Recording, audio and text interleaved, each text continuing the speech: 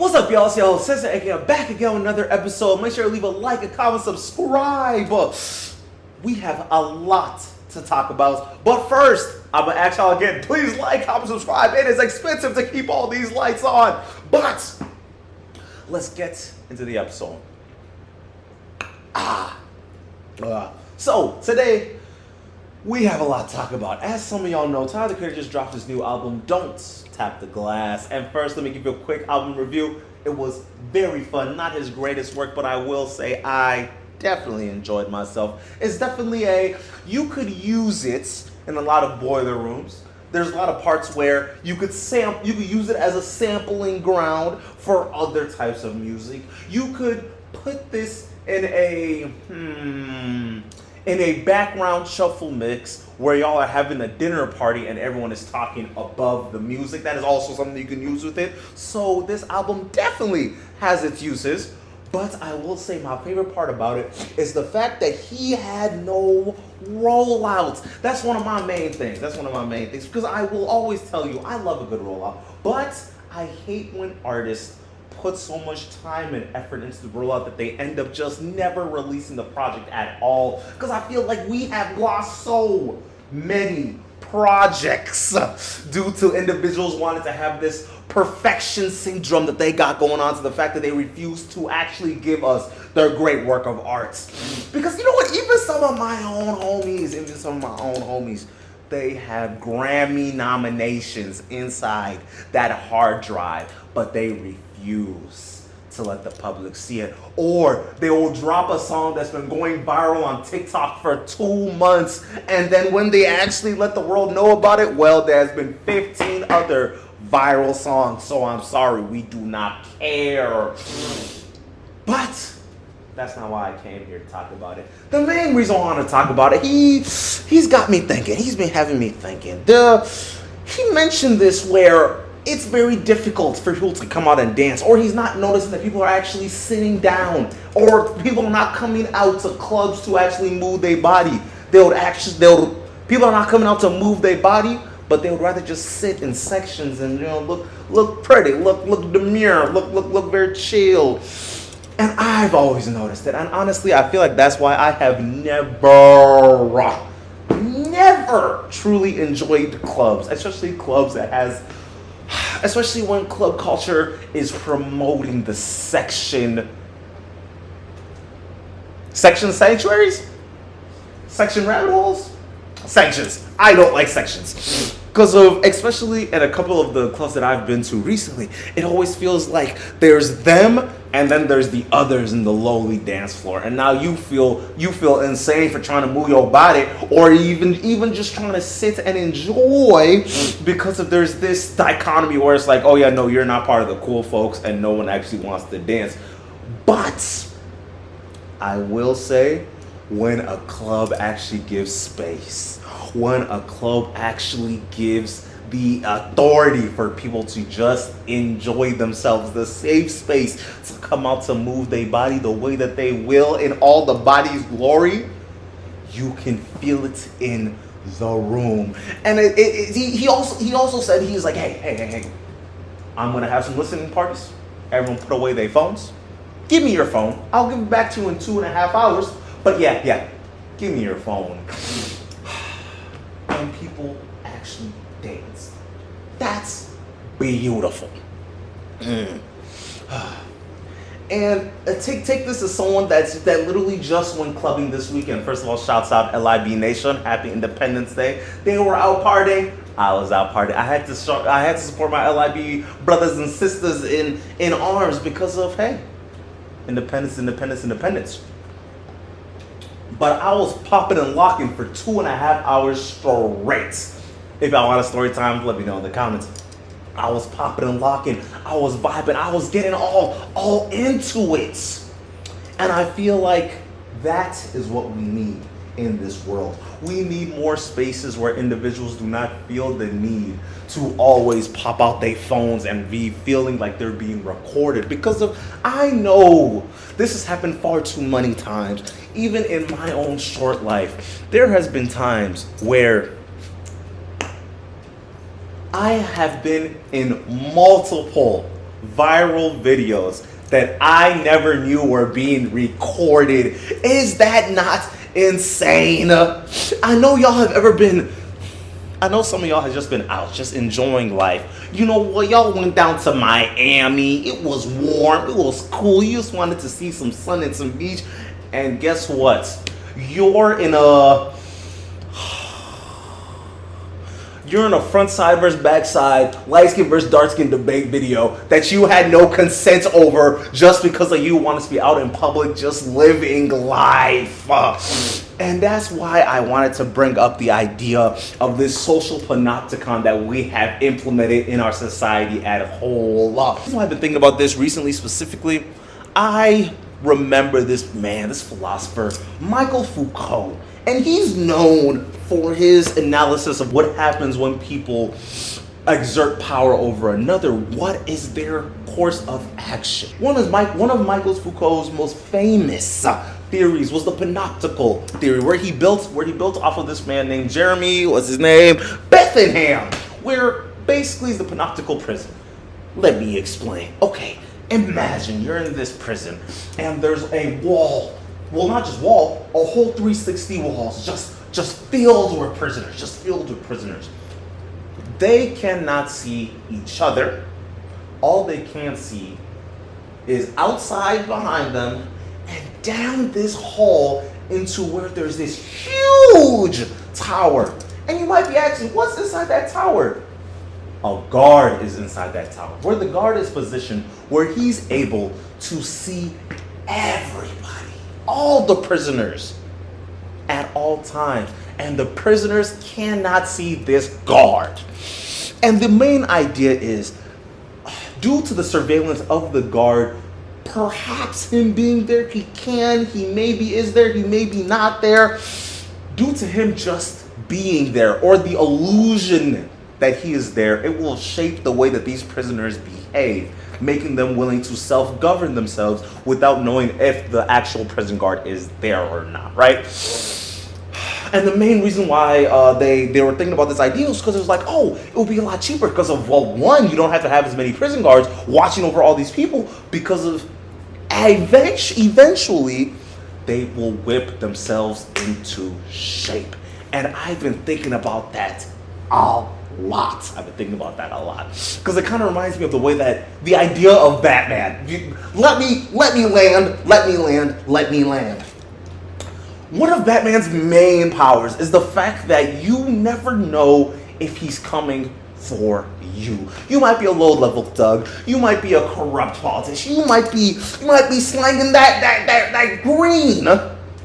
But you don't know if the Cape Crusader is going to be around inside that shadow just waiting to clock you over the head. And that's how he's able to, quote-unquote, bring the safety through to Gotham as a whole. And then it also got me thinking, in a more practical use, a more practical example that we've all been through. I remember during 2020, during the COVID years, I just had quick flashbacks. I just had more flashbacks.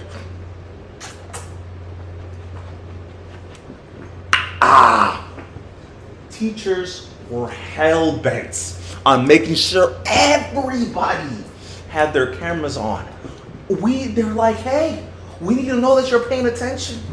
We need to figure out if you inside the privacy of your own home is actually focusing and actually paying attention. Honestly, I'm not too mad that they did it, because of low-key, if the camera was off, I might not have been paying attention. But that's, again, hey, that's another conversation for another day. But as that was going on, you recognize, as I start to recognize that as a society, we've gotten to the point where we are actively opting in to these ideas of surveillance. We are actively being like, I am all right with always being watched. And another quick example in our everyday life. There are some insurance companies, especially some auto insurance companies, where they have this beeper type thing where you put it in your car and it's able to track how fast you're going. It's able to track how viciously you're stomping on the brake. It's basically test how good you are at driving, and then you get a discount at the end of the day. Harmless. If you're a good driver, you save maybe $40, $50 to $100 a month. home. But then it's as you start going down that rabbit hole, at what point are we giving up too much data? Because I'm thinking one of the main reasons why one of the main differences between the prison and the life that we are living out here is primarily on the fact that we are actively giving up the privacies for the greater good, or the perceived greater good of the life that we could be living by, quote unquote, following the directions. And it started just making me think. It started to make me think. Okay, this is government. This is a company, and that's all well and good. But then I started looking at the way that we play with our phones. Why am I doing that? I started thinking about the way that we play with our phones, right? When we are out, right? When we're actually, this is another philosophical tangent that I'm probably gonna go on. When we're outside, there's a lot of things that are actively changing the way that we're interacting with others, the way that we're able to set out our personality traits in context to everyone else that we're around, because of like, hey, when you're around different type of people, you behave different types of way. When in different type of scenarios, you behave in different types of ways. You know, that's all nice and give and take of how our society runs in general, right? But then I started noticing, as we all opt into using social media to the extent that we are, or as we are going out of our way to promote and show off and use ourselves for content, or at least the idea of us, quote unquote, using ourselves from content from people that are actively trying to be social media influencers or celebrity or things of that nature, and the other people that just like posting because of its hars. It's a great time. They just enjoy doing it. We are slowly but surely molding the way that we are perceiving ourselves and the other people.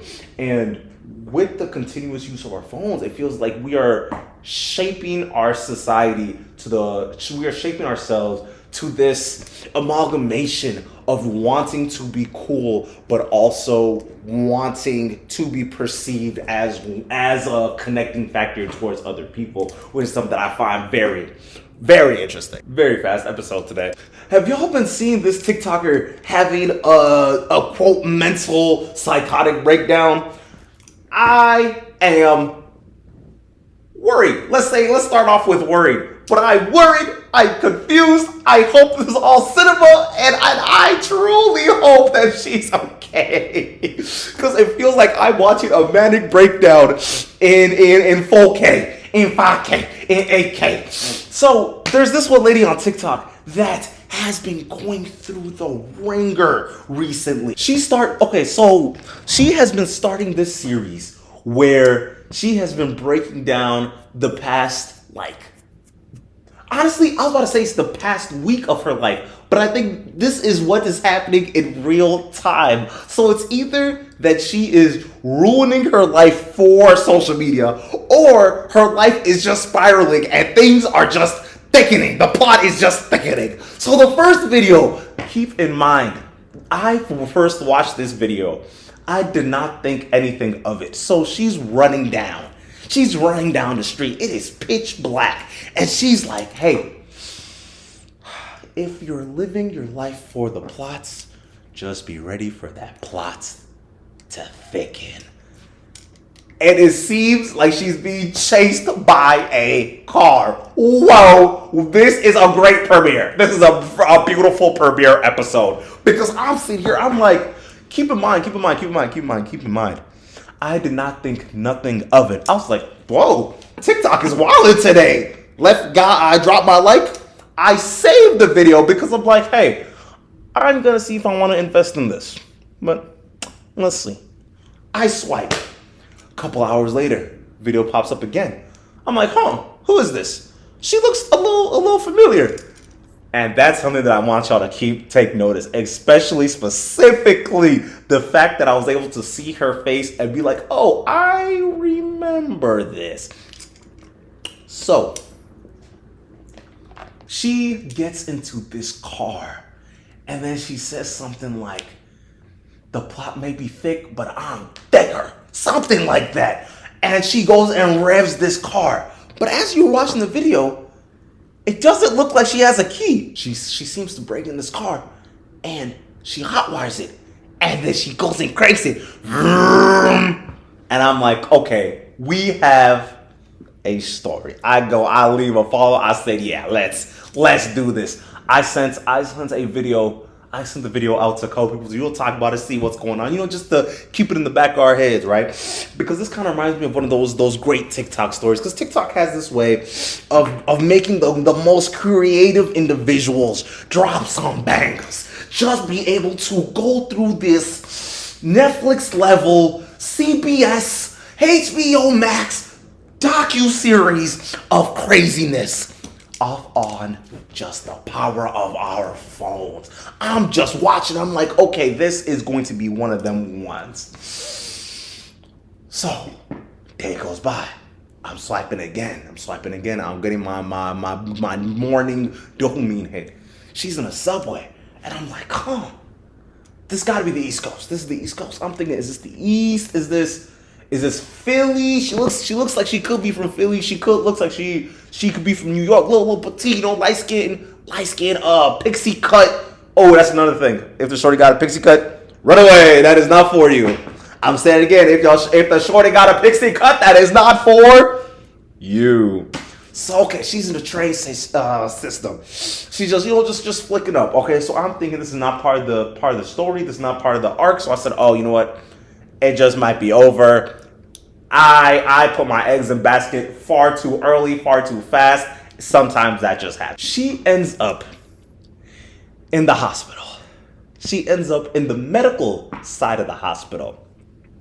And I'm looking and I'm like, she has no sitter with a lot of sharp objects. But you know what? Fine. She could literally just be in the hospital because of a cough or something. Nothing too crazy, right? You might just be feeling bad, got some insurance, just trying to throw it in. Best case scenario. Next video slide.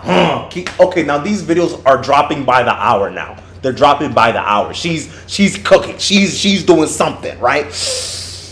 Tell me why the next video. She's in a psych ward. She is grippy confirmed. That is insane. Because keep in mind, I know a lot of people that work in mental health spaces. Once you get that grippy, you aren't supposed to have your phone. It's nearly impossible for you to have your phone once you have been admitted. Shorty got the scrubs on. Like she's ready to get booked into her room. It's cooked. There's nothing more that you could do, right? And flip the video a couple more times. Past the twerking, past the dancing, past all that. You look back up. She is bolting out of the hospital. First of all, how? How did you escape the mental ward? Because of, keep in mind, every mental ward has to, or at least every mental ward in the Midwest, you have to have at minimum 2 locked doors before being able to leave the hospital. 2 mag-locked doors have to be between you and the outside. So you're telling me she gets past both of them and then she sees this door and she books it. She is gone.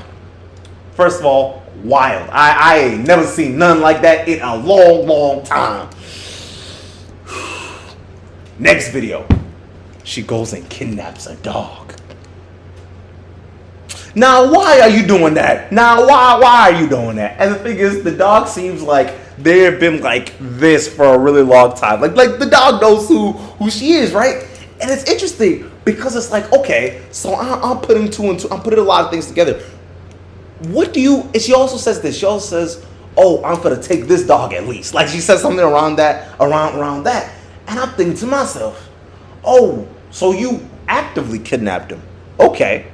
You know whose house this is. Oh, okay. Of course you do. You went right there. You left the psych ward. You went right there to pick him up. Okay, for sure. And one of the funny things, I forgot. She literally has a stakeout at this person's house with the camera that shoots in the dark. I'm shocked. I'm telling my friends, they're shocked. I'm telling my girl, she's shocked. This is just a shocking event of turn, right? And then some time passes. I'm swiping again, and it just pops up. I love the way that TikTok does it. It knows you want to see something. Say, hey, come back. I got something for you. Come and enjoy. She goes, and she's like, I gotta get back into the hospital. And she's able to sneak her way, not just to the hospital. She sets up her camera inside of the hospital, filming her running inside of the hospital. First of all, that doesn't look suspicious. So, you know what? Fine. She's able to, number one, she gets somebody to give her scrubs. What is going on? She literally asks for scrubs and they give her scrubs. That is ridiculous. That's wild. Because as I'm watching, I'm like, wait, we don't even have extra scrubs. If somebody throws up on you, you run away. You just go home. You don't have to go home. So she talks her way into getting some news. She talks her way into getting some scrubs. And then she also, I almost forgot, she says, when you're pretty, no one expects a thing. No one bats an eye when craziness is happening. They just say, well, it can't be that bad. She's far too pretty for it.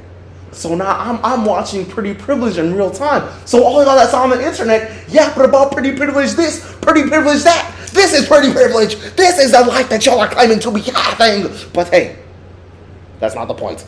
Well, let me get back on track with this crazy story. As I'm watching, I'm about to give myself a headache. She's able to sneak back into the hospital, and then she finds a patient. First of all, how do you know that patient is there? I feel like investigations need to be put forward to make sure the safety of everybody involved is at most the highest. So as I'm on, she goes and she plants something, and she's like, all right, time to get away. She goes. She escapes the hospital with the Grey's Anatomy theme song going, and she ends it. Boom. So I think the story is over. This is just the halfway point. We're just at the rising action, baby. This is nothing crazy. You go, you swipe. Next video. She is on top of a moving vehicle trying to get in the car. Baby, please, my brother in Christ, my sister in Christ, it's never that deep. She's on top of this moving vehicle and she jumps inside. She swings her legs and slides right in through, not the passenger window, the driver's window. She is in this lady's seat after she's telling her, get out. She does none of that. She's just laying in her lap. They're driving. Video cuts. And then you swipe some more. She is out of the country. She's on a beach with some sand. I don't know what's going on. My friends don't know what's going on. It feels like we missed like 7 videos for us to get to this point. She gets on a boat. Next week, boom, she is on a boat. And just with the captions on top. Don't be afraid to leave when the plot gets too thick. And that's what I want to let y'all know. Sometimes doing it from the plot is not all it's cracked up to be. Because baby, you gotta do a lot to make sure the plot is as it goes. Because that was not just scary, but my heart. Boom. Hold on.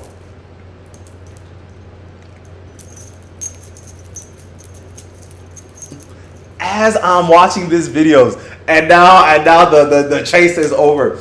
I don't know what is gonna happen. I don't know who is gonna get called, but this was insane. As some of y'all know, the WNBA just had their illustrious, their fantastical All-Star weekend, and I just got a couple things I want to say. Number one, the stud buds, very fun. Number two, it was very cool to see their jerseys. I love the jerseys. And number three, I gotta. If the All-Star game has zero defense, a lot of bad shots, and just overall boring, you just know you just had a fantastic All-Star game, because of that's just the way the game has become. But I will say the creme de la creme, the main thing that everyone has been just talking about, and I'm so glad that this conversation has finally been brought to the forefront, is the fact that the WNBA players collectively, everyone came on in black shirts, and audit. What did it say? It said, "Pay us what we deserve." And that's what I want to talk about right now. Number one, the fact that as a collective, everyone came together and was like, oh, yeah, you need to pay us what we're owed. You must do this. It's not just Caitlyn and Angel Reese and all these, and Nafisa Collier and Angel Wilson being like, hey, we want our money. Well, I don't care about none of them. It's like, no. As a group, we are coming together to bargain for more bread. And that's the only way things can change. And one of the main reasons that this has been such a conversation is the fact that people have been starting to look at the finances of the WNBA, and they starting to notice, hey, these WNBA players only get like 9% of the revenue. Weird, especially when you look at other sports. Like, for example, the NBA has a 51-49 split. The NFL has the NFL has a 47-48 percentage split. The NBA has a 50-51% percentage, which is weird, because as a group we started looking at the WNBA's finance, at the way that they actually do get paid, and we're like, y'all get 9% of the revenue. Weird. You look some more. It's not all basketball revenue, so they don't get any of the merchandise or the drinks or the $15 hot dogs that they sell. It's just they just get their salary cut and that's it. Weird. The 9%. Very weird. But hey, we'll get to that. One of the reasons why that's extremely weird is because you look at other leagues and they're like, NHL players 51%. NFL players 47-48%. And on and on and on. NBA 50-51%. But the WNBA only gives out 9%. And there's been some conversation. You're like, well, there's no money. There's nowhere that it's coming from.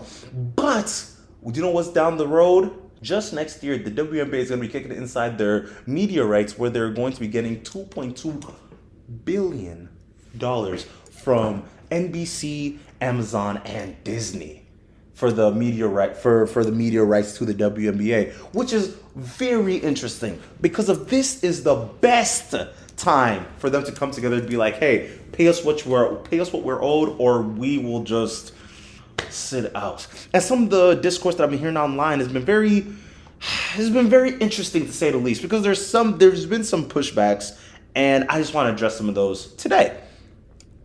So the first one that I've been hearing, nobody watches the WNBA, which, looking at the numbers, it's actually insane how much of a false that is. And you know what? Even before we really start getting the numbers, I want to talk about, anytime that people want to talk about the WNBA, it just seems like a whole lot of narrative-based propaganda that's being pushed, right? Like the idea that nobody watches WNBA, but they're able to get 500,000 viewers per WNBA game. Interesting.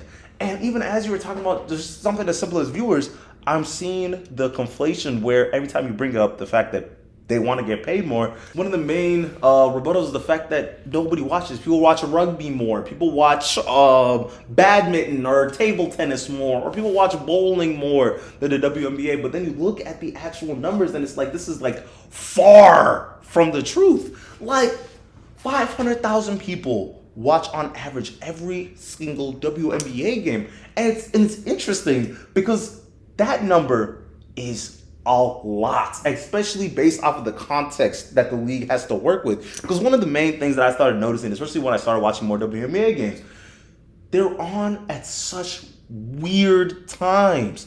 And literally, in the past, it only been changing for the past, like, not even year. But you used to have to catch WNBA games at 1 p.m. Who is watching an NBA? Who's watching a sports game at 1 p.m.? Who is home to watch these sports games that are on just at the weirdest, most inconvenient times? And not even to mention the fact that it's only up until recently where you're actually able to watch these games on live televised games. Like there was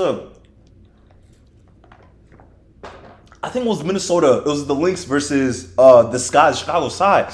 And people had to go to celebrities' lives to watch it. They had to go to Instagram to find these games, which is absolutely atrocious. Because how are you supposed to function where you have your superstar in Angel Reese and she's just not there? You don't want to put the games on live? That's ridiculous. Ugh. And it gets to the point where even with this past All-Star weekend, nearly 2.2 million views this All-Star weekend, which is wild, which is just objectively wild. And these numbers are only going up because that's the main thing. They're cashing in on the fact that we are coming in with this whole momentum, with this wave of care and interest over the game of women's basketball, that them not getting paid, them not being able to get paid what they're owed is absolutely atrocious. The league minimum is $64,000. Caitlin Clark, $74,000 a year rookie deal. I make more than that. Like, what are we doing, bro? What are we doing? Well, that is ridiculous. And another thing. When it comes to the actual money, I've heard that a lot of WNBA players aren't able to do anything else, or no one is willing to pay women's players for this. And it's like, that gets debunked really easily when you start looking at some of the numbers. Number one, the WNBA has a 3-year college requirement for you to be able to be eligible for the league.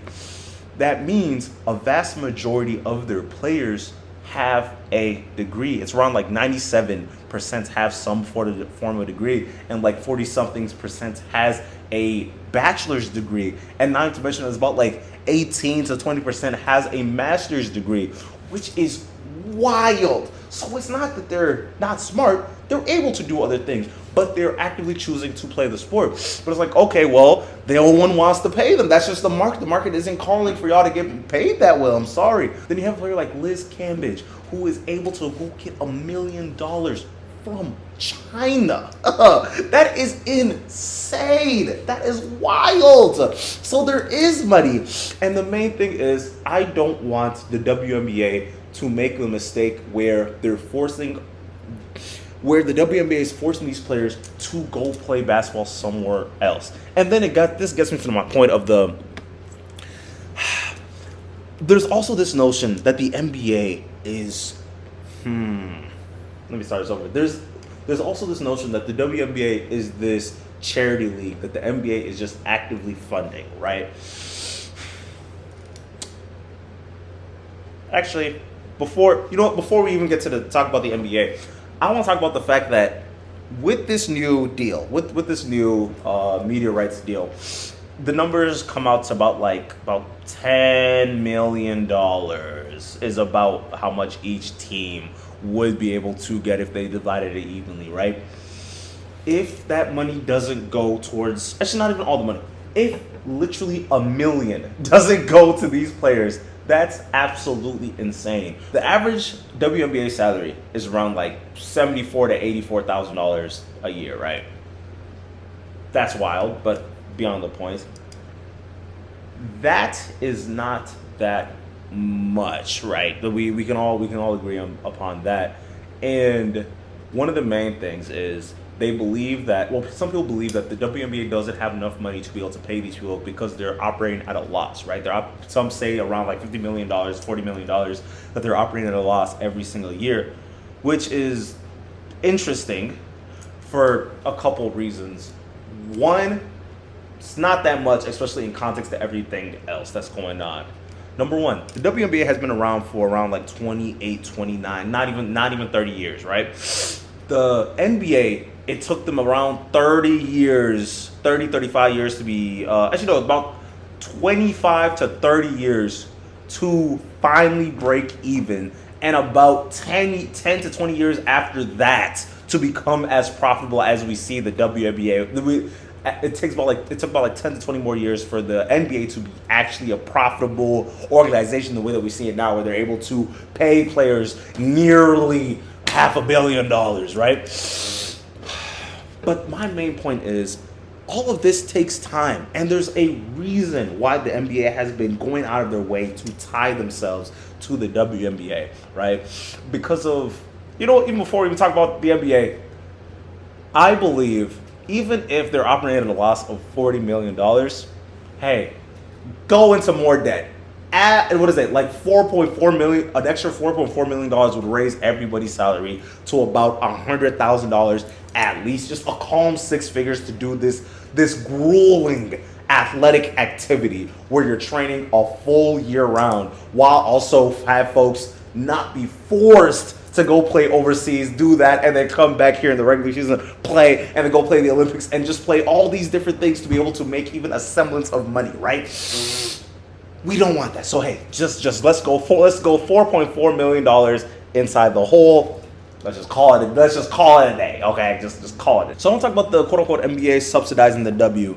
Okay, I feel like we are not conscientiously keeping in mind what the NBA is selling. It's not so much that the NBA is in the business of entertainment, nor is it that they're in the business of basketball to begin with. It's more so they're in the business of validity, where if you are great at basketball, if you are fantastic, if you are the best of the best, you are forced to come to the NBA. They have this stranglehold. They have this stranglehold on not just talents, but the idea that you have to be, to make it here, you have to be the greatest in the world. You have to be one of the top 100 players to be able to play in this league. If you're in Spain, you're nowhere close to as good as if you're in the NBA. If you're overseas anywhere, you cannot look the NBA players in the eye, because that's just the type of league that they run. That is more so what they sell. That's why the talk of who's going to be the face of the league, how is the NBA players or the USA players going to be able to fight off this world basketball that's coming up, or the fact that half of the top 10 players are European born, or just overseas in general. How are they going to be able to overcome basketball that they're playing? We need to do something. That's why there's so much of a frenzy, right? That's kind of the same thing as the W. They are losing that validity if they're losing that validity. If players like Liz Cambridge is like, you know what, no, I'm just going to leave. I'm going to figure it out somewhere else. I'm going to get my own type of money. You feel me? And if that continues to happen, the W will just cease to exist if the players are like, you know what, I'm good. I'm just good off this in totality, right? And there's also this belief system that these WNBA players should be happy that they're even getting paid to begin with. They're not talented. They can't make layups, on and on and on. And I'm thinking to myself, it's not so much that they're entitled. It's more so the landscape of the WNBA has changed so viciously in the past 2 years, period. That's just objectively, but just in the past 10 years to begin with, because of we are in this age of the NIL, right? So you have a lot of these WNBA players that's coming in, especially in these new recent drafts, that they made $10 million, 12. Even some people like Caitlin Clark, or not even Caitlin Clark, some people like Paige Beckers that made nearly $20 million before she even came into the league, just based off NIL deals. So, and not even to mention the fact that a lot of these players know how to market themselves. A lot of these players are social media savants. For example, Angel Reese, she's been the main one that's been brewing in my head specifically for this conversation, because it's like, I haven't seen somebody that's been able to market themselves not just efficiently, but consistently since she has been in the public eye. She has a McDonald's deal. She has a McDonald's sandwich. She has a burger. What NBA players do you know? LeBron James don't even got a burger. So the fact that she's been able to catch these deals and make all this bread and be able to be this mogul and this icon in such a short period of time is valuable. That is what the WNBA can sit to miss out if they do not move with their P's and Q's. Because of, not only do we have a person like Angel Reese, you also have Caitlin Clark, one of the most valuable athletes in the world right now. Which, if they mess up this Caitlin Clark experience, I'm going to be very, very, very frustrated. And not even to mention, there is now other places they can play. A lot of these WNBA players can play. Like, even this last year, I was watching the Unrivaled. And I'm sitting back and I'm watching. I'm like, the W should be very scared because of, number one, all the players.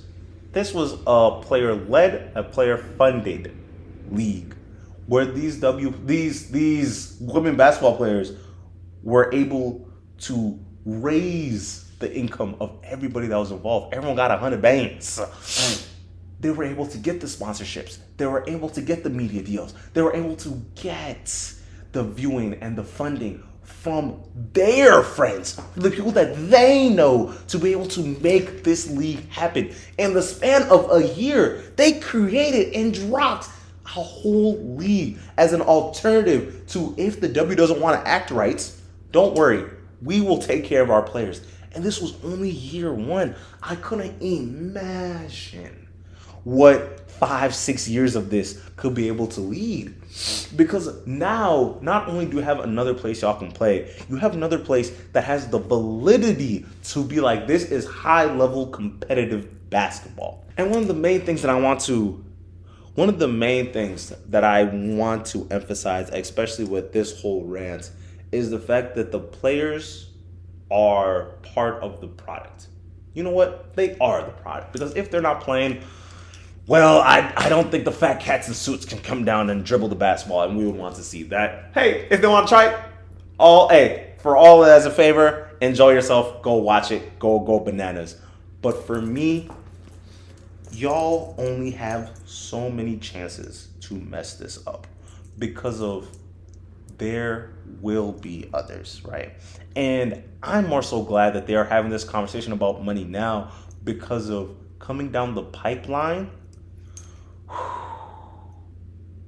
Coming down the pipeline is a woman that will blow. She will change the way that people want to. She's going to change the way, not only is she going to change the way that not only is she going to change the way that the WNBA players are playing just the game of basketball in general, but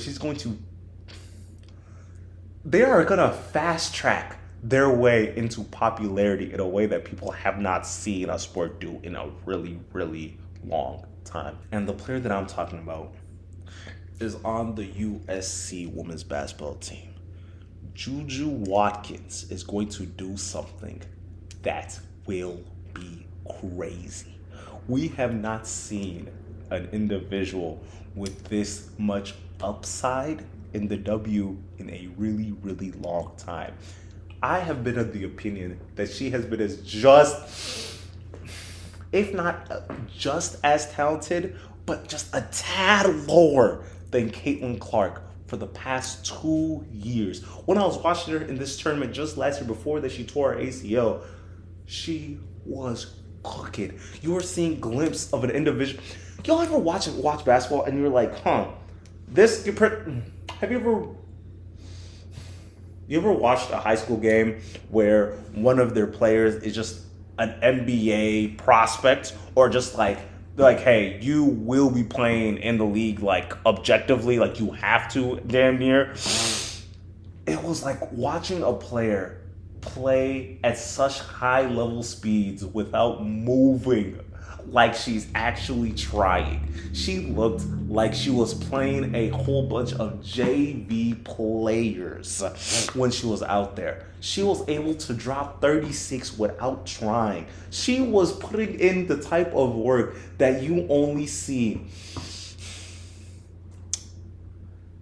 This might be a quick if you're from Minnesota, y'all remember when Jalen Suggs would play against like a random 2A team and he would just drop like 30 and 12 and 10 without even seemingly trying? Or Chet would do the exact same thing because everyone else just couldn't keep up physically or even technique wise. Yeah, that's what it looked like. It's just crazy. It's just crazy. But I'm just glad that they're gonna set all this in order before she comes in the league, because she's already getting deals, right? She's able to get butts in the seat. She's able to sell out a whole gym. So hey, just keep in mind, she is also coming. And in NBA news, Luka Doncic seems to have lost 47 pounds. I am shocked. He has been on a summer run that he's looking like a baddie. Hip snatched, waist snatched, arm swole.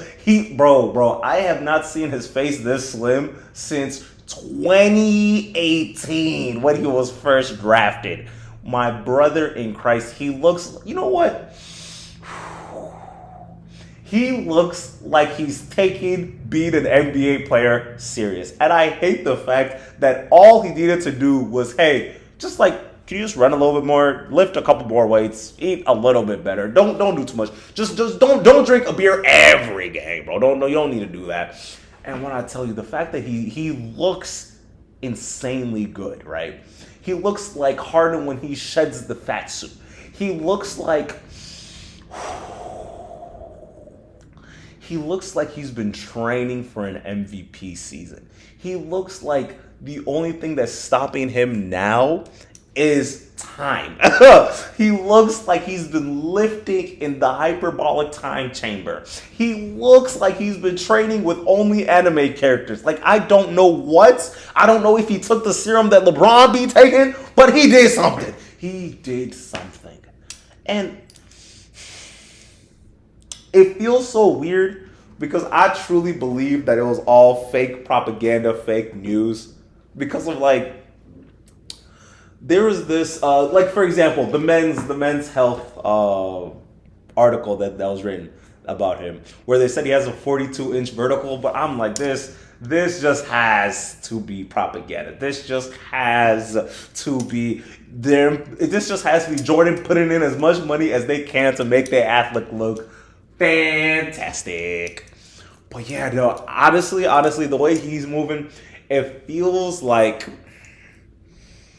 I'm not only gonna say he's my MVP candidate, because like that just makes sense. Even when he was quote unquote, it's so wild. We're calling an NBA player overweight. Like we're calling this a fatty McFattykins. That's so wild to me. But even when he was quote unquote overweight, he was still in MVP talks. When he was overweight, he was averaging like 28, 8, and 8. That's LeBron numbers. And on efficient splits too. Like that's bizarre to me. But Luka feels like he's on his way to something different, right? And this is one of those cases where it's like, I don't know what this means for him on the courts, or at least not even so much him on the court, because I know he'd be great, but more so, I don't know what this means for the Lakers as a whole, because of is the supernova what they need, right? I know it can always help, but they were missing so much size this playoff season, specifically due to the fact that they will always have to see bigs if the Lakers want to win another ring. They're either going to have to see Jokic, They're, funny enough, going to see Rudy again, probably. Or they're going to see some form of big that will need them to be able to, like, hey, put it in the back that we need to lock in, right? Or they're probably going to see Wemby or something like that. Is a supernova level Luka Doncic really what they need? I'm not going to lie, they might be the dark horse that I haven't seen coming. Because of one of my gripes with the way Luka plays, it always feels like he's taking time off on defense because of has such a crazy load on offense. But if it might be a thing of, hey, I'm in shape enough to be playing both sides of the court at a high level, because of I don't even need him to be playing defense at a high level. I want him to just be engaged. Because one of my main problems is when I was watching, right, especially this season, this might be the first season that it was just like apparent that he falls asleep, or that he just blatantly doesn't care to give much effort that is needed to be able to play defense at the NBA level. If he's able to just pick that up just a little bit, we need that. Because of Bron isn't going to do that. Bron cannot be playing all defensive level defense every single day in, day out. That's not his role anymore, right? We need to be able to save those legs for the playoffs, right? But I'm just more so interested on if they're able to utilize this new burst of energy that is gonna be Luka Doncic. And number 2 on the list, this is more so the one that I really want to talk about more than anything else. The Warriors need to leave Jonathan Kuminga alone. They offered him 2 years, $40 million. This Jonathan Kuminga storyline is frustrating me because they don't want to let him go. They are doing all that they can to not let him go. They are putting in bogus media stories for him not to be able to go. And it feels like they know what type of player they have, but they don't want to pay him for what type of player that they know he is, right? Because he's one of those players that is up for a max contract. He's up for or at least not even a max contract. He's up for a $30 million a year. But the Warriors just offered him, you can get $20 million a year. That's what they're trying to pay him, especially due to this new aprons that's coming out with the new CBA rules. It's like, hey, we don't got the money. I'm sorry. Which is funny because of a team like OKC just cut out $800 million for 3 guys. That's a whole nother conversation. The Warriors has had this scenario where all they believe, the only thing that they need to win is deep inside their heart is as long as we have that baby-faced assassin, we could do no wrong. We could put Twinkle D and Twinkle Dumb around him, and he will make something happen. And honestly, over these past 10 years, that has been true. That has just been true. He just got done with a ring. 2021. He has a ring in the past 5 years. Wild. Not many teams can say that. Well, 5 teams can say it. But that's, again, not the point. Not the point. I want to talk about Jonathan Kuminga some more. They have been actively lowering his value, and not even so much lowering his value. It feels like the type of role that they want him to play is not the role that he wants to play, because he knows that he's a superstar, right? They drafted him. I'm pretty sure he was like 6th, 7th, maybe 4th overall. They drafted him to be this hyper-athletic slashing wing to complement a guy like Klay Thompson, to complement a guy like Stephen Curry, to be able to play the 3 and D, be able to not just play the 3 and D, but to be able to create and also be a top-tier wing stopper. But it feels like all they've been letting him do is like, hey, you get 8 good shots a game. But a player like that needs 15 shots a game, and 4 of them need to be terrible heat check shots. And he's like, well, you know what you drafted me for, but why are y'all having me on such a tight leash? They have on those type of leashes where it's like, if you make one mistake, Yeah, just go ahead and sit right next to me. I can't. Yeah, I'm sorry, buddy. I'm sorry. But it's like, I'm a first option. What is going on? Oh. And I always find it so interesting, especially the narrative that's been coming out about him recently, where it's like, hey, he's really good. He's very talented. He's very athletic, but he's a dummy. He's a dummy. I'm sorry. He just doesn't know the plays. He just get lost sometimes, which is so unfair. It's so unfair because they've been actively doing this to make sure that he cannot leave. And now he's reining himself up to dry, being like, all right, I'm going to go and try and get my own contract.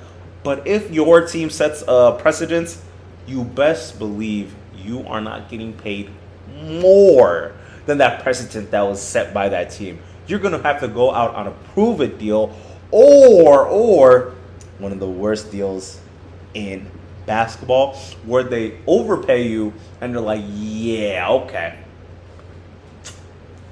You're going to be salary filler and we're going to buy out your contract. That's just going to be his next arc of his basketball career if he's not able to land himself like a real deal and be able to show out. Because if he's effectively worn out his welcome, or not even so much worn out his welcome, he doesn't even want to be there anymore. Because of, especially while I was watching the not just the Timberwolves game, not the Timberwolves games, but the Rockets games last year, it was like every time that he came on the court, he's like, oh yeah, no, I'm more athletic than you, I'm more athletic than you, I'm more cohesive than you, and you. And guess what?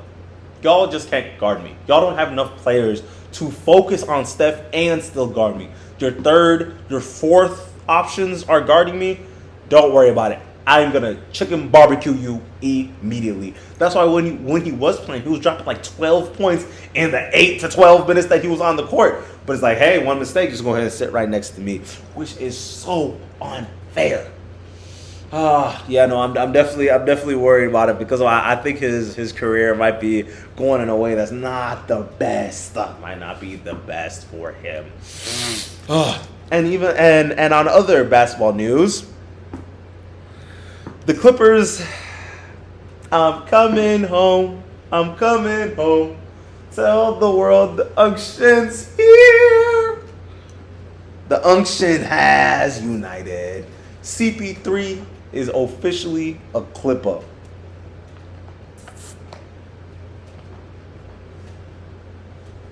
And I'm not gonna lie, I love that fit. I love him being back because I'm pretty sure this is gonna be his last season too. So not only is he gonna be retiring with the team that made him the superstar, the point guard that he truly is, but he also gets a farewell tour. He's going to get, 48 games?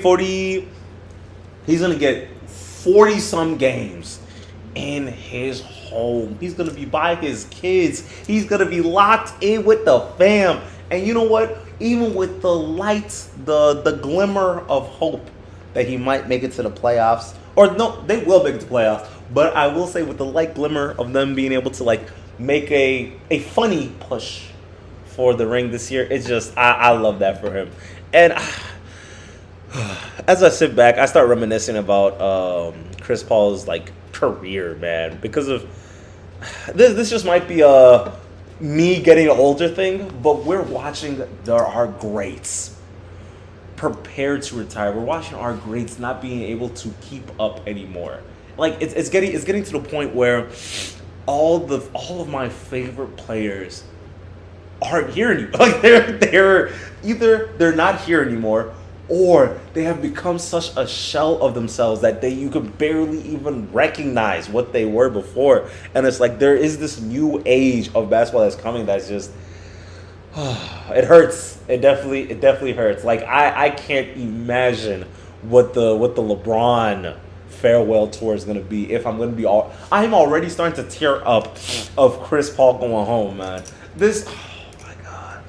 And I'm sitting back and I'm thinking about the moments that he's given us, especially due to his connection with Blake and DJ. he was able. Oh my god, Chris Paul was able to make DeAndre Jordan an all-star. Like that is not stated enough in his all-time greatness. That should be one of the main things that people always bring up when it's like, who is Chris Paul a top 10 point guard? Name me a point guard that's gonna make DeAndre Jordan an all-star. Wait, an all-star starter? No, that's insane. And honestly, I feel like Chris Paul also low-key shaped the way that I view basketball in general too. Because of being able to utilize your teammates is very important when it comes to the game. It's honestly one of the most important things, because of being able to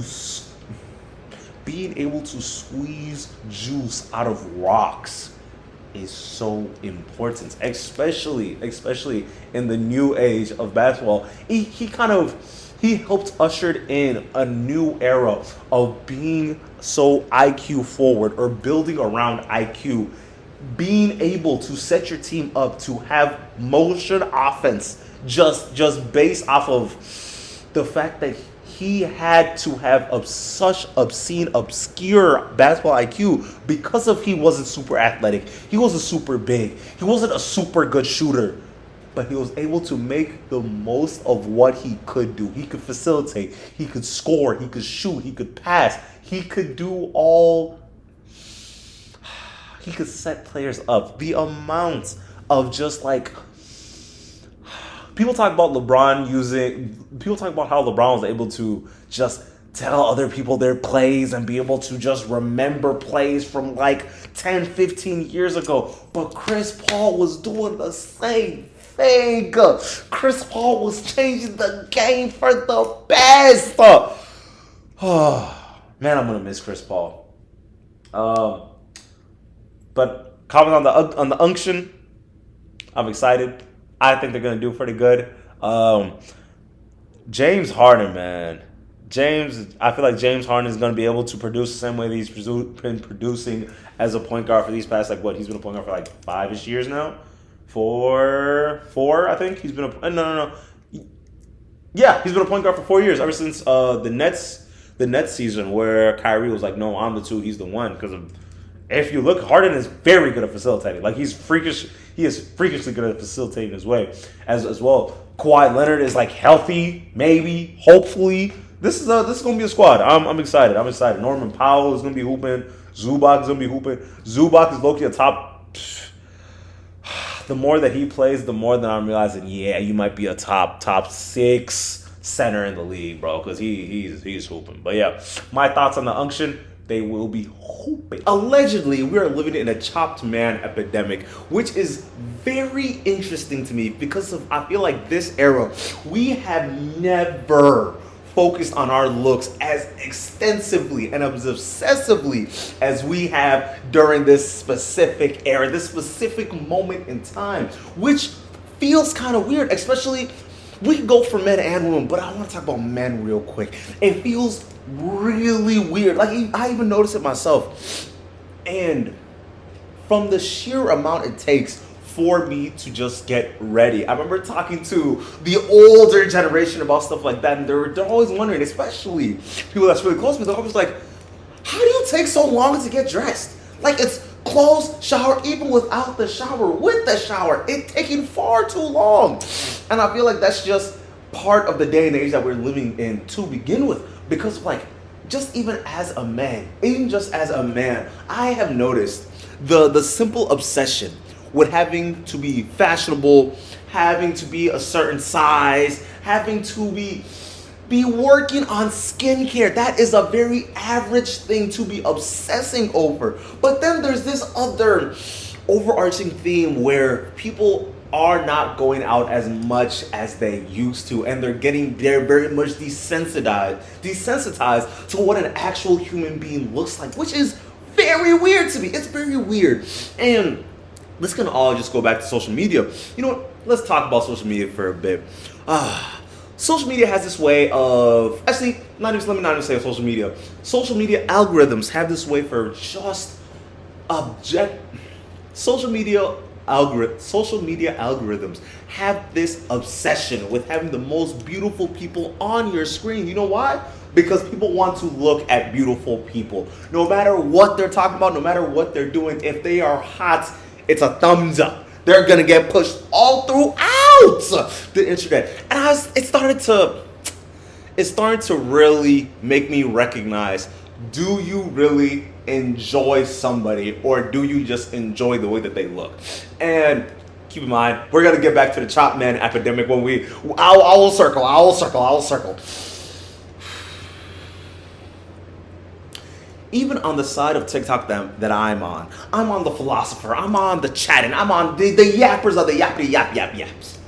And one of the things that I've noticed, the people that are more attractive, their points get taken far more seriously than everybody else, which irks me. It really, really irks me, because it's like your point doesn't get more validity just because of you look a certain way, or at least it shouldn't, because that's beyond the part of it just being unfair.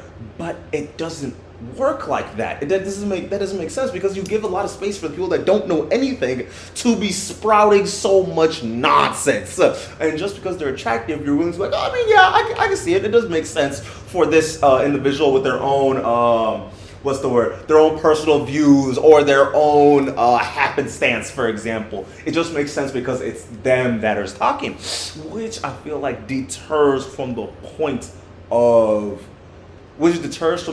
people interacting with each other. But I want to talk about being chopped for a little bit. Number one, we don't know what average really is. Like, I personally enjoy going outside because of it reorientates me to what the average man truly looks like, right? Because of one of the things that I've noticed, to not be considered chopped, you just got to do a couple things.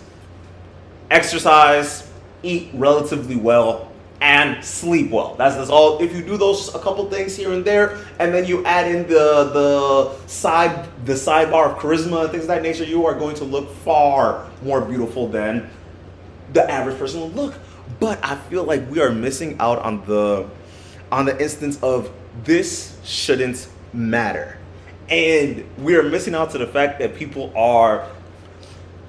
we're missing out on the fact that our generation, just like Gen Z to begin with, has this obsession with the way that they look. Like, I've noticed,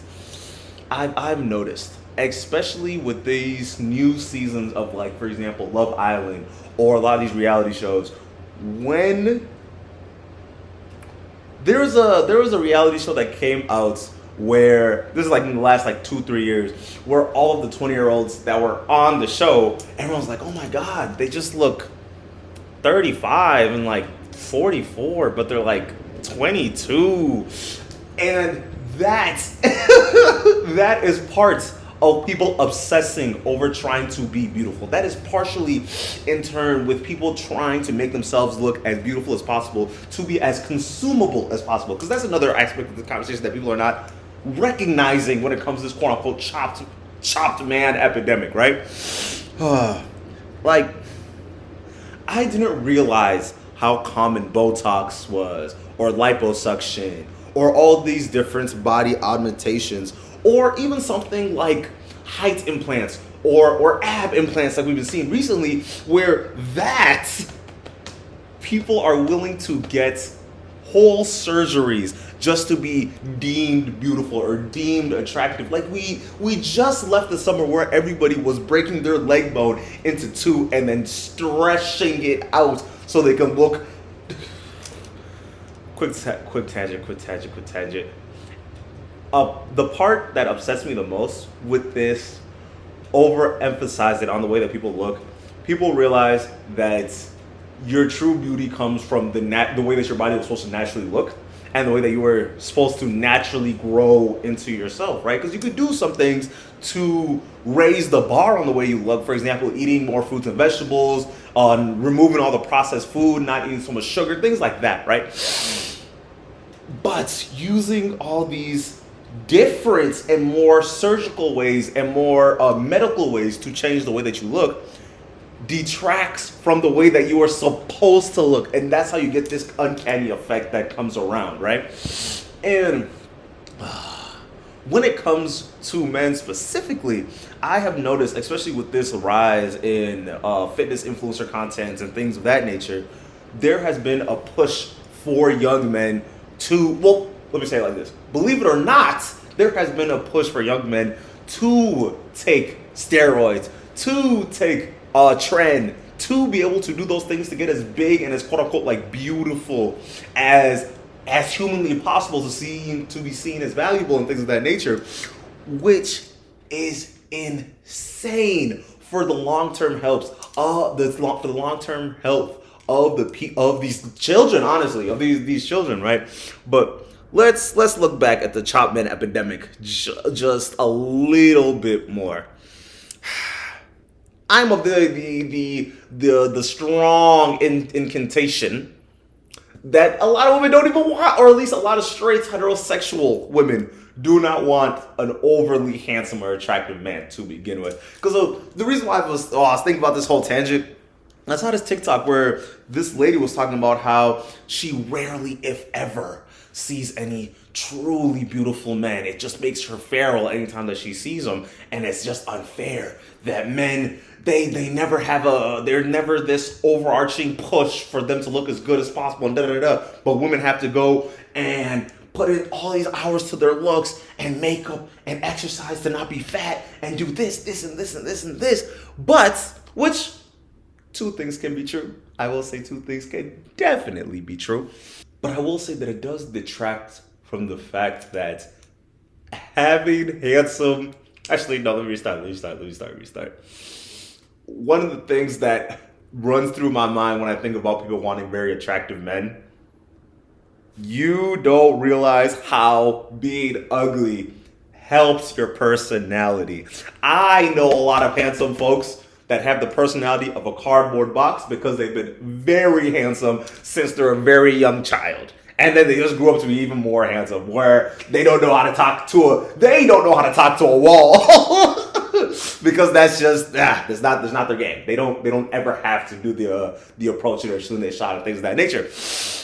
So having this emphasis of really wanting only beautiful people, or it could, but then again, it could honestly be one of those cases of they don't want beautiful men, they just want to look at beautiful men. More like the objectification, the same way men tend to objectify women when it comes to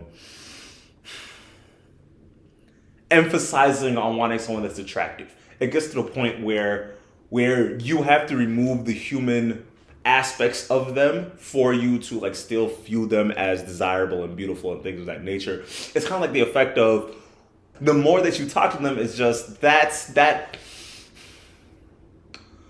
I don't want to say that underlying obsession dissipates, but you're not able to put your crush ahead of who they are as a human being, which honestly is the main aspect of having a crush. Because of like, we've all heard the saying, a crush is just a lack of information, and which is honestly pretty true, because of it's kind of hard to hold somebody to a pedestal when you know them, when you understand their flaws, when you're able to recognize how much of a human with flaws and how regular they truly can be. But on the other hand, I feel like what people are truly looking for, and kind of another reason why I feel like being chopped doesn't really even matter in this day and age.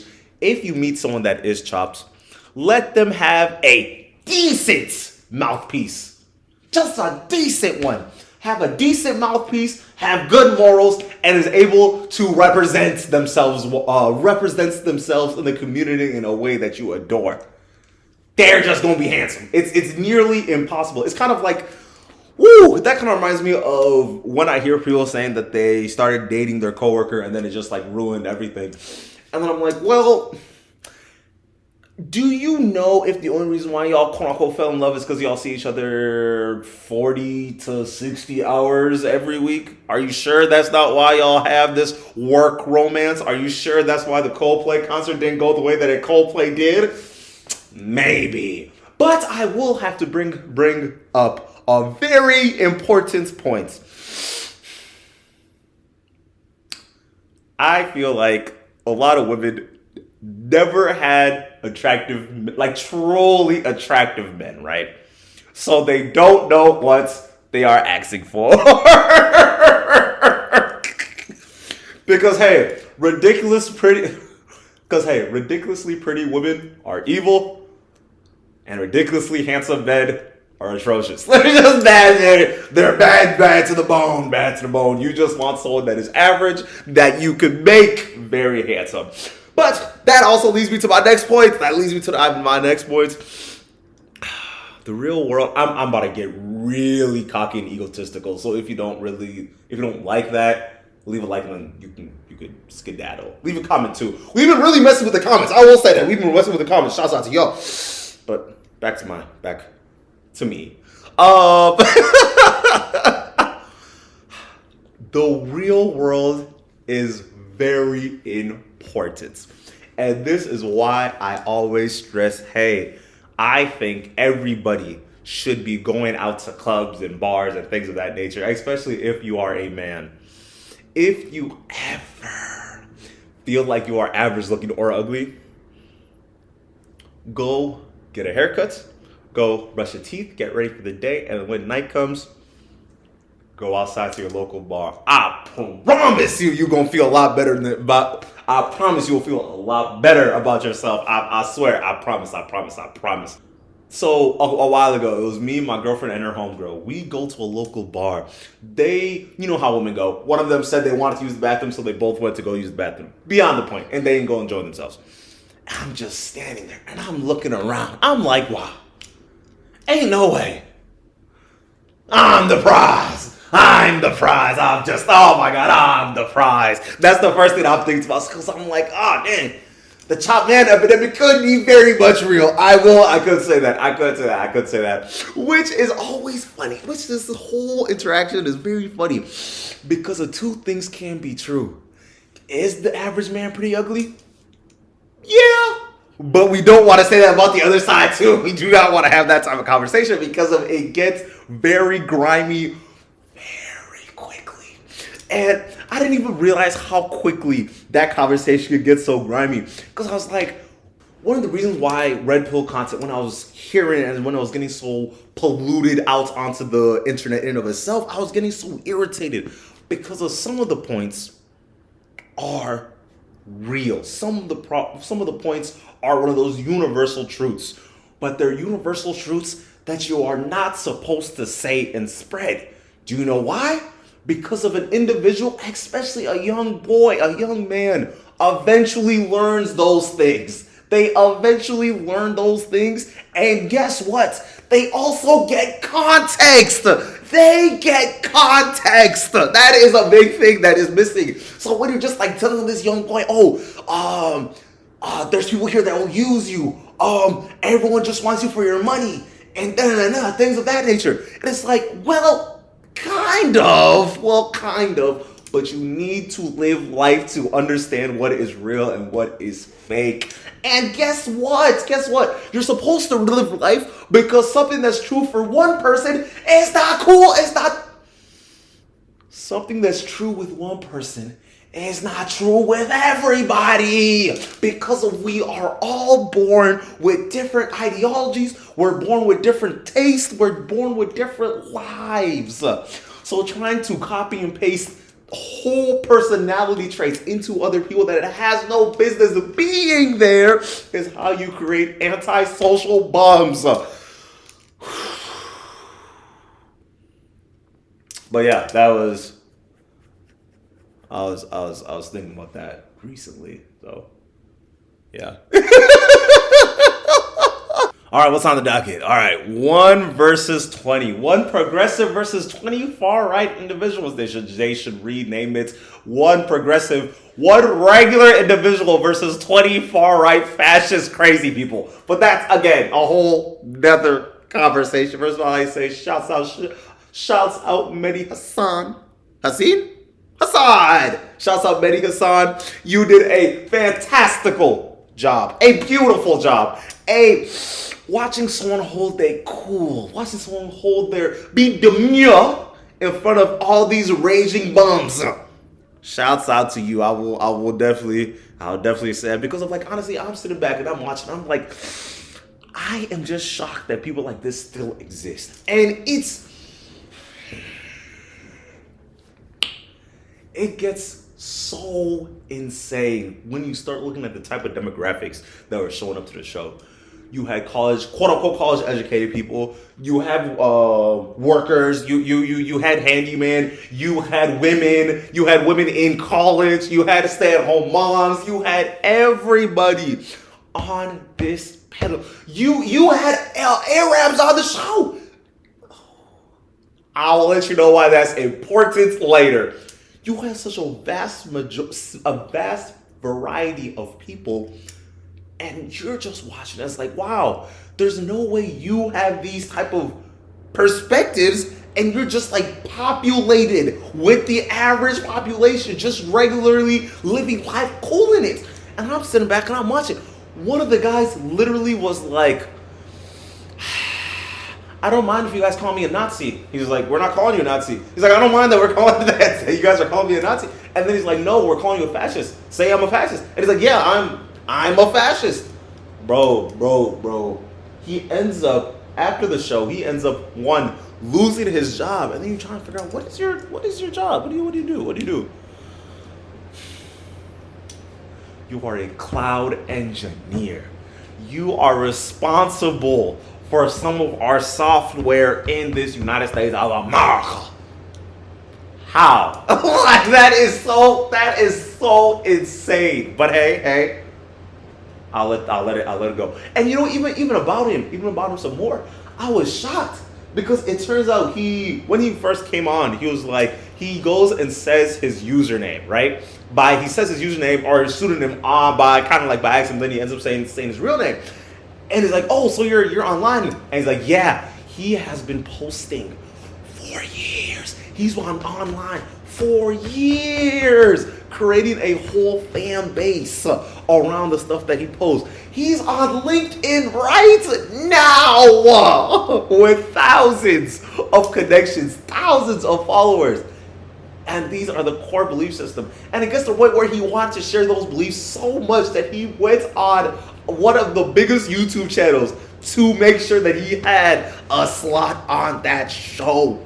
Insane. Just wild. But hey, it gets to the question of when Jubilee does that, is all it is doing either platforming these individuals with these ideologies, or is it giving a space for people to, gives real debaters a chance to really like drill on and just make their ideology look absolutely idiotic. Because, oh my God, the one thing that I was noticing, especially while I was watching, I was like, this point like falls apart in like 4 to 5 sentences on average, and like that's actually insane for some people. And then one of the parts that also blew me, a lot of these people's like flag in the ground moments was, one of them that like caught me off guard was white America is the original natives. Immigrants are the reason why the income and people's wages are low because of corporations don't want to pay immigrants, which is like,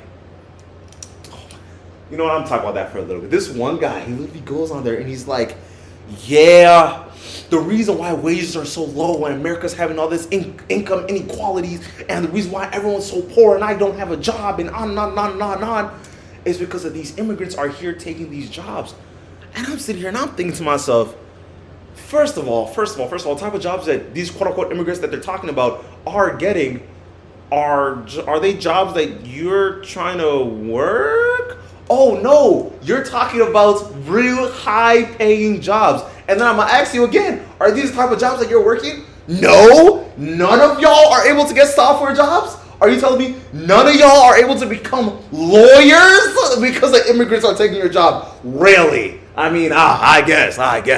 And then just in the same breath, I hear someone saying that, immigrants are making Social Security, they're not paying in Social Security They are not working. They're not paying taxes. They're not doing this. They are lowering. They're actively coming in here with different belief systems, and they do not want to be American. And then when you actually look at the numbers, the immigrants are far more likely to be, well, one, patriotic. Two, immigrants are more likely to pay taxes. And three, immigrants are more likely to want to go to school to become educated. Not even to mention the vast amount of immigrants that are coming here with high educations and then saying, no. Let's go and get another degree. Let's go and get another certification. Let's go and get another. You know what? In my home country, I was a doctor. Y'all said I had to go redo this. Fine. I'll go be an engineer. How about that? And it just blows me. It blows me how the type of entitlement that comes with trying to get a job seems so embedded into them. Where it's like, they believe, oh, well, the reason why I'm not getting the job is because of this other person. Or the reason why I'm not getting paid is because of this other person. And I find that so weird because their main point was, due to immigrants being here, these big corporations don't want to pay, quote unquote, immigrants. And that's just it. If they were gone, they'll be able to raise the wages because they'll be willing to pay white people more money. They'll be able to put in more money towards, quote unquote, their own kind. And I'm sitting there and I'm thinking to myself, so you think a corporation will pay you because you are white? They don't care about race. They do not care about race. Class has been a bigger problem in America these past 10, 15 years than race has. I mean, I don't say race has ever been, but it's been such an evasive problem in America for so long that people are out here infighting over the fact that they are poor, that they can't look up and say, okay, well, maybe there's systems that's stopping individuals from getting paid more than $8.43 in the state of Alabama. No, it's the Mexicans. It's the Mexicans. And after a while, the conversations just get so wholeheartedly and just deeply racist. This one guy, after he goes and he talks about all these different economic stats, which are very, one, cherry picked, and two, he doesn't really explain them all the way through, which, I mean, fine, you're still in school, you haven't gotten to that part of your degree yet, so I can't even say much. That's fine. Bro goes and pulls up and says, hey, I don't want you in my country. Just get out of my country. Just get out of my country. He's like, but I am a citizen. But I'm a citizen. He's like, nope, no, you are not. Birthright citizenship. Nope, that doesn't count. That cannot count anymore. They should remove it. And I'm sitting back and I'm thinking to myself, the whole point of America, the reason why America was striving so fast at the beginning was because of their obsession with cultural accommodations, with the fact that they're like, oh yeah, we must get immigrants here.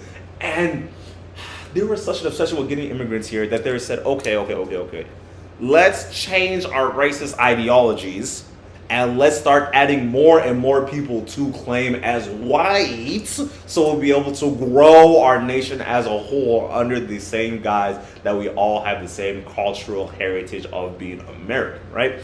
And I'm sitting back and I'm like, I do remember when Italians became white. I do remember when people started calling French folks white people too. Because it's like, they're out here doing all this hooting and hollering.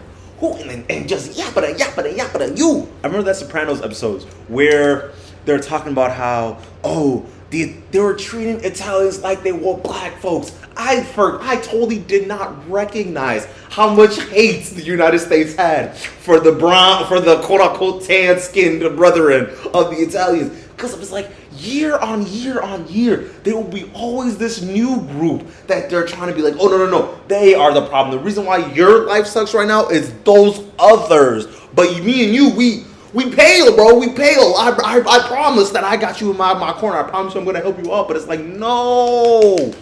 trying to use race as a way to justify the separation of people is ridiculous. And then I'm watching. There's this Christo-fascism that seems to be permeating around a lot of their ideologies, where it's like, well, the reason why I don't really like this is more so because they're not Catholic and they're not using it to get out all these individuals that have these differing religions, because they shouldn't be able to exist if they believe something else that's just objectively wrong. And the being able to put your flag on that is weird, because it's like America in and of itself, the whole point was to have a vast amount of differing people pulling together knowledges, pulling together bread to be able to make the country the way that it is. But yeah, that's my main ideas I was getting from that. Oh, and also it hurts me. It hurts me because they also had this Arab guy, like I mentioned earlier, and he tries to sit down and have a conversation, which was so heartbreaking because literally 4 seconds ago, one of his quote-unquote teammates on the other side of the room was like, hey, get out of this country. Get out of this country.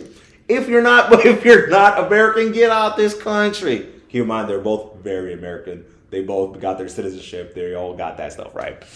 When it got the test and everything. But it's like, no. Get out of this country. And when this Arab guy's like, no, he's not talking to me. They pan to the same guy. It's like, just something. What? Get him out of here. Get him out of here. So the fact that they're willing to cannibalize their own group to prove the point that it's like, yeah, no. They are not like us.